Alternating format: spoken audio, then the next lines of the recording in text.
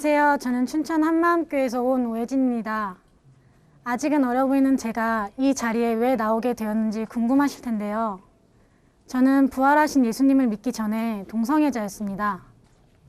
이런 저를 변화시킨 하나님의 은혜를 나누고자 합니다. 저는 어렸을 때 집이 너무 가난해서 부모님과 떨어져서 시골 할머니, 할아버지 손에서 자랐어요. 엄마 생각이 날 때면 엄마에게 전화라도 올까 하는 마음에 안방에 있는 전화기 옆에 붙어서 울다가 잠이 들곤 했어요. 엄마가 양육비를 늦게 보내실 때가 있었나 봐요. 그러면 할아버지께서는 엄마에게 전화를 하셔서 욕을 하시면서 돈 빨리 보내라고, 안 그러면 저를 내다 버리겠다고 하셨어요. 제가 쓰레기도 아닌데 버리겠다는 말을 어렸을 때부터 참 많이 들었어요. 이때부터 저는 사람에 대한 두려움과 불신이 생겼습니다. 지옥 같은 시골 생활을 끝내고 부모님을 만났는데 부모님과 살면 행복할 줄 알았는데 그 뒤로 더 힘든 일들이 저를 찾아왔어요. 아빠는 엄마를 자주 때리셨는데요. 결국은 아빠가 집을 나가셨어요. 가끔 아빠가 집에 찾아오실 때면 저는 항상 엄마를 잡는 미끼가 되어서 아빠 손에 끌려다니곤 했습니다. 지금까지 제 머릿속에 선명하게 남아있는 장면이 있는데요.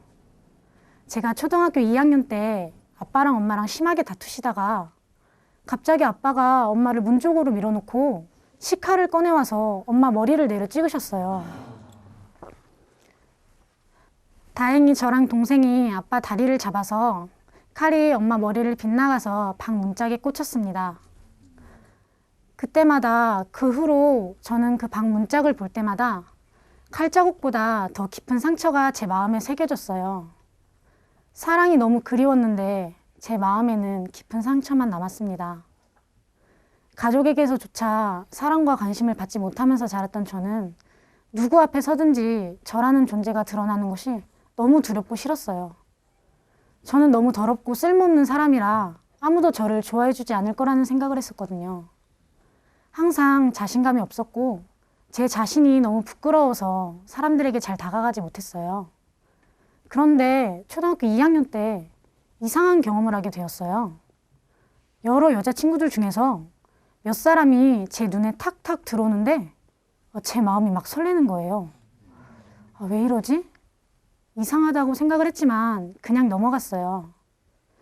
이렇게 아무 것에도 자신이 없었던 저에게 딱 한 가지 자신 있는 것이 있었는데요.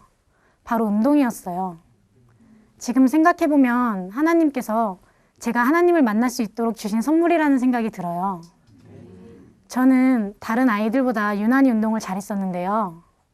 그래서 누구에게도 받아보지 못했던 그 사랑과 관심을 운동할 때 다 받았어요. 태어나서 처음으로 받아보는 사랑과 관심은 정말 최고였어요. 운동을 하면 사람들한테 관심도 받고 사랑도 받고 또 잘하면 돈도 벌면서 정말 환상 같은 삶을 살 수 있겠다는 생각을 하게 되었어요. 저는 운동을 좋아하기도 하고 잘하기도 해서 운동선수가 되고 싶다는 막연한 꿈을 가지고 있었는데요. 가난해서 운동을 할 수가 없었어요. 그런데 초등학교 5학년이 끝날 무렵에 정말 좋은 감독님과 코치님을 만나게 되어서 무상으로 운동선수 생활을 시작하게 되었습니다. 외로움을 많이 탔었던 저는 운동을 하게 되면서 많은 친구들을 사귀게 되어서 너무 좋았어요. 항상 자주 연락을 주고받던 친한 친구가 있었는데요. 중학교에 올라가면서 이 친구에게 이상한 감정을 느끼게 되었어요. 제가 여자임에도 불구하고 그 여자애를 좋아하는 것 같다는 이상한 느낌을 받게 되고 또 그 친구도 저를 좋아하는 것 같다는 이상한 느낌이 드는 거예요.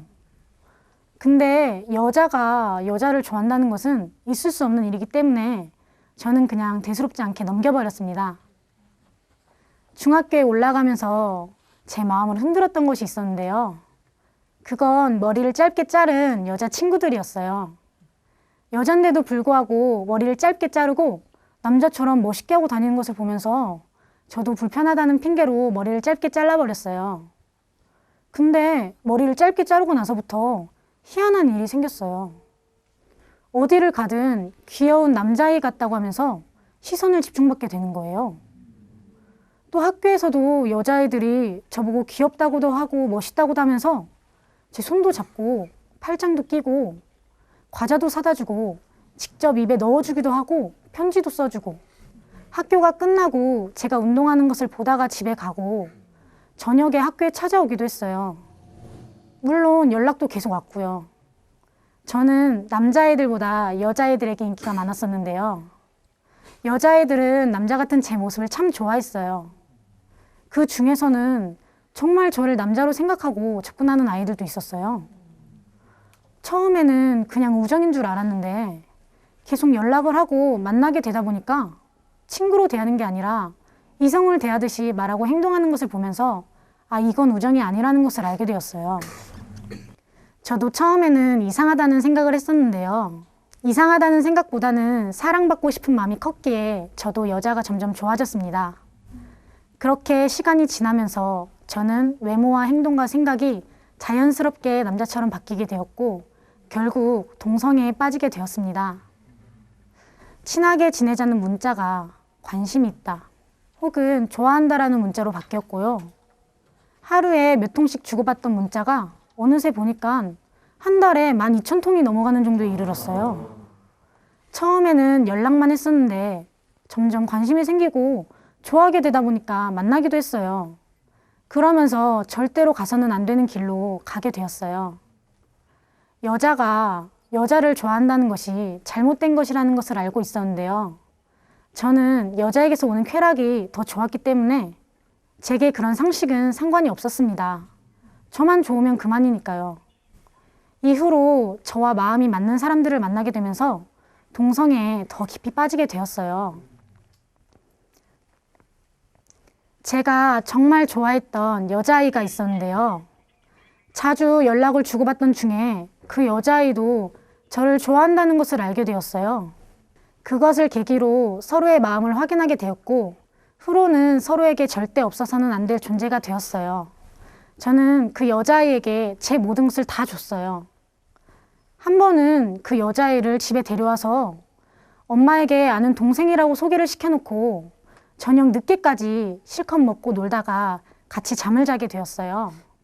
남녀가 사랑하면 그렇듯이 저도 그 여자아이와 사랑을 했기 때문에 함께 밤을 보내게 되었어요. 즐거운 시간을 보내고 그 여자아이를 다음날 집에 보냈는데 그날 갑자기 엄마께서 저보고 이야기 좀 하자고 하시는 거예요. 너무 깜짝 놀랐어요. 엄마께서는 어젯밤에 있었던 일을 다 알고 계셨고 또 그 일로 엄청난 충격을 받으신 거예요. 동생과의 관계가 정상이 아닌 것이 들킨 거죠. 그래서 저는 뭐라 할 말이 없어서 그냥 무조건 아니라고 잡아떼고 오히려 엄마를 이상한 사람 취급을 해버렸어요. 저는 엄마보다 그 여자를 더 사랑했기 때문에 무너지는 엄마의 모습을 보고도 동성애를 그만두지 않았습니다. 그러다가 고등학교 3학년 때 그 여자아이와 헤어지게 되었는데요. 제 마음이 정말 견딜 수 없이 괴로운 거예요. 저를 그렇게 사랑해주던 사람이 떠나가고 다시 혼자가 되니까 마음을 둘 곳이 없었어요. 저는 처음으로 그 여자아이를 통해서 사랑이라는 게 뭔지, 우정이나 의리가 아니라 사랑을 주고받는 게 어떤 것인지를 알았거든요. 근데 언제 그랬냐는 듯이 떠나는 거예요. 아, 이런 게 사랑인가? 사랑이라는 건 정말 할 게 못 되는 거구나. 제 마음을 다 줬는데 떠나니까 마음이 너무 힘들고 괴로웠어요. 나중에 다른 여자가 생겨서 떠났다는 것을 알고 제 마음이 무너져 내렸어요. 그렇게 힘든 마음으로 살다가 대학교에 진학하게 되었는데요. 대학교에 입학한 지 이틀이 되던 날에 다리를 심하게 다치게 되었어요. 운동 중에 그냥 혼자서 땅에 발을 디뎠는데 무릎이 확 빠져나가는 거예요. 그때 딱 드는 생각이 난 이제 끝났구나 였어요. 불행한 인생을 살면서 운동을 통해 받는 사랑과 관심이 전부였는데 그게 사라지니까 다 잃었다는 생각이 들었어요. 이젠 끝이라는 생각에 다시 힘을 내서 일어나기도 싫더라고요. 죽어버려야겠다는 생각밖에는 들지 않았습니다. 우울함과 가위 눌림과 불면증과 자살 충동에 시달리면서 하루에 잠은 30분도 못 자고 밥은 한 숟가락도 못 먹으면서 2달 동안 정말 지옥 같은 삶을 살았어요. 그렇게 정말 죽을 힘을 다해 버티다가 저는 결국 구체적으로 자살을 계획했어요. 제가 죽고 싶다는 생각을 할 때면 제 눈앞에 제가 죽을 장소부터 시작해서 죽는 과정과 죽어가는 모습과 죽은 제 모습이 생생하게 환상으로 보여졌어요. 그래서 자살을 계획하는 것이 너무나 쉬웠고 또 완벽하게 죽은 제 모습까지 보여지니까 죽음에 대한 조금의 두려움도 없었어요. 그렇게 죽을 시간을 기다렸고 4일 앞으로 제가 죽을 시간이 다가왔습니다. 그런데 정말 기적 같은 일이 일어났어요. 제가 다니던 학교에 춘천 한마음교회 작은 교회 모임이 있었는데요. 그 모임을 인도하는 언니를 만나게 된 거예요. 제가 죽으려고 했던 2일 전에 작은 교회 모임을 하던 선배들이 그 언니에게 제 상태를 말했고 또 너무 심각한 제 모습을 보고 교회에 가자고 하더라고요. 교회에 가면 제가 계획한 날에 못 죽으니까 안 가려고 했었는데요. 죽는 건 좀 미뤄도 되니까 한번 가보자는 마음이 들었어요. 다리에는 보조기를 차고 양손에는 목발을 짚고 처음으로 춘천 한마음교회에 가게 되었습니다. 저는 마음이 너무 지쳐 있어서 교회에 와서 말씀을 듣는 게 쉽지 않았어요. 제 귀에 가장 처음으로 들린 말씀이 데살로니가전서 5장 10절에 예수라는 분이 깨든지 자든지 저와 항상 함께 하시려고 저를 위해 죽으셨단 말씀인데요. 이 말씀을 듣는 순간 저는 저와 함께 하시려고 자기 생명을 버린 예수님께 마음을 온통 빼앗겨 버렸어요. 저는 그분이 어떤 분이시고 누구신지도 몰랐는데요. 그냥 저를 위해 생명을 걸었다는 말씀에 예수라는 분이 제 마음을 가득 채운 거예요. 이후에 계속 말씀을 듣게 되면서 예수님께서 부활하셨다는 것을 알게 되었어요.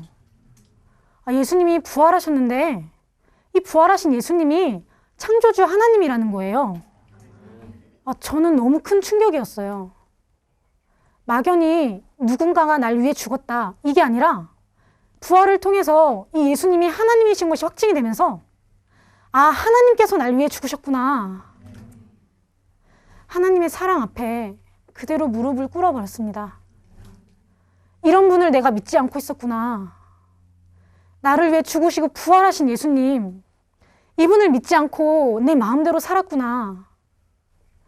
저는 그 자리에서 회개하고 이분을 나의 주와 나의 하나님으로 믿게 되었습니다. 네.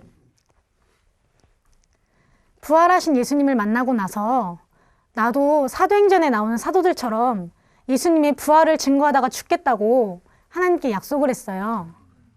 그리고 정말 보이는 사람마다 예수님의 부활을 전하는데 욕도 먹고 핍박도 받고 손가락질도 당하고 너무 힘들었어요.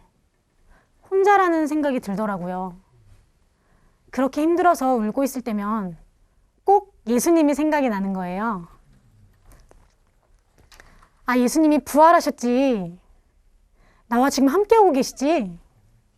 내가 또 까먹고 있었구나. 예수님께 너무 죄송했어요.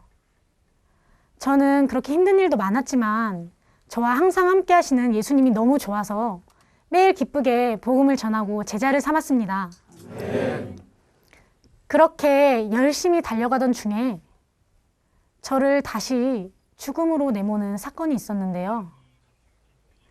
예배 때 선포된 동성애에 대한 말씀이었어요. 로마서 1장 26절에서 27절 말씀은 저에게 너무나 큰 충격이었어요. 자신의 생명을 주신 분이 동성애 죄에 대해서는 그냥 내어버려 두시고 말조차 하지 않으시는 것을 보면서 그동안 제가 해왔던 동성애가 하나님의 창조의 질서를 어기는 너무나 무서운 죄라는 것을 알게 되었어요. 너무 두려웠어요. 저는 예수님을 믿고 나서도 여자를 좋아하는 마음이 있었거든요. 저는 예수님을 너무 사랑했었는데 예수님께서 싫어하시는 죄를 지었다는 생각에 죽고 싶었어요. 나 같은 거는 죽어야 한다. 결국 저는 자살을 선택했습니다. 그날 저녁에 남들이 다 자는 시간에 화장실에 들어가서 면도칼로 제 손목을 그었어요. 근데 정말 신기하게도 칼날에 제 손목이 상하지 않는 거예요. 바로 그때 이런 음성이 들려왔어요. 혜진아, 내가 너를 사랑한다. 저는 그 자리에서 그대로 무너져 버렸어요. 예수님이 생각났어요. 아, 예수님이 부활하셨지. 지금 살아계시지. 그분이 나를 사랑해서 나를 위해 죽어주셨지. 나와 지금 함께하고 계시지. 우리가 아직 죄인 되었을 때 예수께서 우리를 위하여 죽으심으로 하나님께서 우리에게 대한 자기의 사랑을 확증하셨다는 말씀이 생각났어요. 내가 죄인 되었을 때 나를 위해 죽어주신 예수님. 예수님께서는 동성애자인 저도 다른 사람들과 똑같이 사랑하셔서 저를 위해 죽어주신 거였습니다. 하나님께서는 저를 너무나 사랑하셔서 그 무서운 동성애 죄에서 돌이키기를 원하셨던 거예요. 하나님, 다시는 동성애하지 않겠습니다. 정말 잘못했습니다. 용서해 주세요. 저는 정말 간절한 마음으로 회개했습니다. 지금 제 마음에는 정욕적인 사랑도 죽을 만큼 사랑했던 여자들도 없습니다. 오직 예수님 한 분만 계십니다. 동성애는 완전 끝났습니다. 저는 가정에서 받은 상처들로 어렸을 때 결혼에 대한 마음을 일찍 접었었어요. 또 동성애를 하게 되면서 굳이 결혼을 하지 않아도 할 거 다 하고 누릴 거 다 누리면서 정말 행복하게 잘 살 수 있다는 생각을 했었는데요. 부활하신 예수님을 만나 진짜 사랑을 알게 되면서 이런 생각들이 싹 사라졌어요. 지금은 결혼에 대한 마음이 생기고 또 예수님이 주인된 행복한 가정을 이루면서 살고 싶어요. 그리고 제가 10년 만에 이렇게 머리를 길렀는데요. 한동안 연락이 없던 친구들이 메신저에 머리를 기른 제 프로필 사진을 보고 놀라서 연락이 오네요. 아, 머리가 짧았을 때는 정말 남자 같았는데 머리를 기르니까 너무 여성스럽다고 하면서 놀라더라고요. 또 제가 교회에 다니는 것을 핍박하고 절교까지 했던 12년 된 절친한 친구가 있는데요. 그 친구가 제가 변한 모습을 보더니 갑자기 저한테 와서 하나님이 살아계신 것 같다고 하면서 믿고 싶다고 교회에 가고 싶다고 하더라고요. 절대 그럴 친구가 아닌데 정말 많이 놀랬나 봐요. 요즘에는 예뻐졌단 말도 많이 들어요. 예뻐졌단 말을 들으면 쑥스럽긴 하지만 정말 기분이 좋습니다. 새 피조물에 대한 말씀은 저를 완전히 자유하게 하는데요. 하나님께서 말씀하시는 거예요. 예수께서 십자가 달려 죽으실 때 더러운 너희 옛사람도 예수와 함께 십자가에 못 박혀 죽었어. 예수께서 부활하셨을 때 너도 예수와 함께 깨끗한 새 피조물로 새 창조 됐어. 아, 예수님, 부활하신 예수님은 하나님이시다. 하나님께서 내 더러운 옛사람을 안고 죽으셨기 때문에 내 상황과 감정에 상관없이 내 옛사람은 죽었다. 동성애를 하던 옛사람은 더 이상 나와 상관이 없다. 예수님께서 부활하신 것이 확실하기 때문에 내 상황과 감정에 상관없이 나는 깨끗한 새 피조물이 되었다. 이게 부활로 그대로 확증이 되니까 정말 말로 표현할 수 없는 자유가 그대로 임하는 거예요. 부활의 진리가 저를 죄에 대해 완전히 자유하게 합니다. 요즘에는 많은 아이들을 만나 복음을 전하면서 제자를 삼고 있는데요. 동성애에서 벗어나 복음을 전하면서 이렇게 기쁘고 자유하게 살고 있는 제 모습을 볼 때면 하나님의 사랑에 가슴이 뜨거워집니다.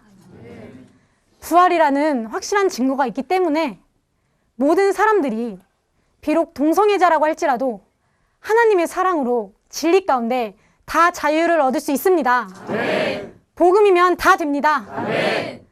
무서운 죄인 동성애의 늪에서 저를 건져주시고 하나님의 은혜의 복음을 전하는 사람으로 세워주신 하나님께 모든 영광을 올려드립니다. 감사합니다.